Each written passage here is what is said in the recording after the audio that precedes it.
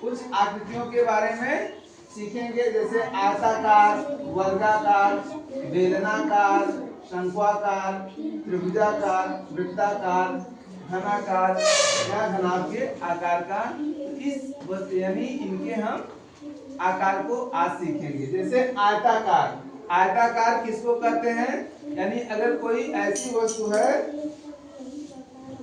कि जिसकी लंबाई और चौड़ाई अलग अलग हो, उसको हम क्या कहते हैं? आयताकार। जैसे देखिए काफी, ठीक है, ये लंबाई हो गई, ये चौड़ाई हो गई, तो लंबाई और इसकी चौड़ाई अलग अलग है, तो हम इसको क्या कहेंगे? आयताकार। जैसे एक टेबल, टेबल भी किस आकार की है?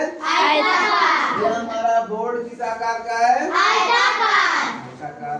ठीक, दूसरा है वर्गाकार।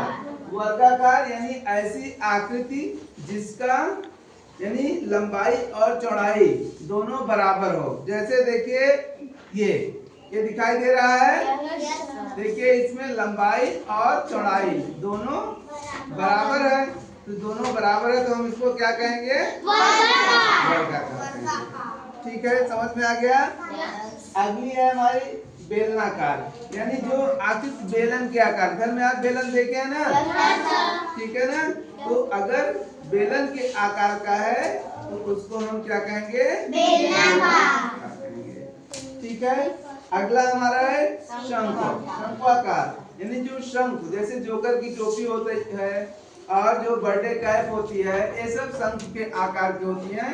इसी तरह से आप ये देखिए, ये किस आकार की है? शंक्वाकार। किस आकार का है? शंक्वाकार। ठीक है, अगला हमारा है त्रिभुज, त्रिभुजाकार, यानी ये आकृति आपको दिखाई दे रही है? देखिए इसमें कितनी भुजाएं हैं? 1 2 3, यानी ऐसी आकृति जिसमें 3 भुजा हो उसको क्या कहते हैं? त्रिभुजाकार। तो ये 3 भुजा के आकार का है, इसलिए इसको त्रिभुज कहेंगे और इस आकृति को त्रिभुजाकार कहेंगे। ठीक है ना?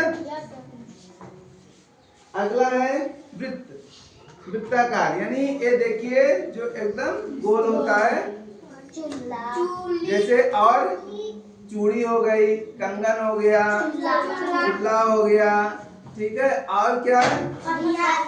साइकिल की पहिया हो गई, ये सब किस आकार के हैं? वृत्ताकार। बिंदी हो गई, गुड, बिंदी भी किस आकार की होती है? आकार होता है। ठीक है, बटन हो गया, बहुत अच्छा। चलिए अब हमारी अगली आकृति है घन। घन किसको कहते हैं? कि ऐसी आकृति जिसकी लंबाई, चौड़ाई और ऊंचाई तीनों बराबर हो। ऐसी आकृति जिसकी लंबाई, चौड़ाई और ऊंचाई तीनों बराबर हो, उसको क्या कहते हैं?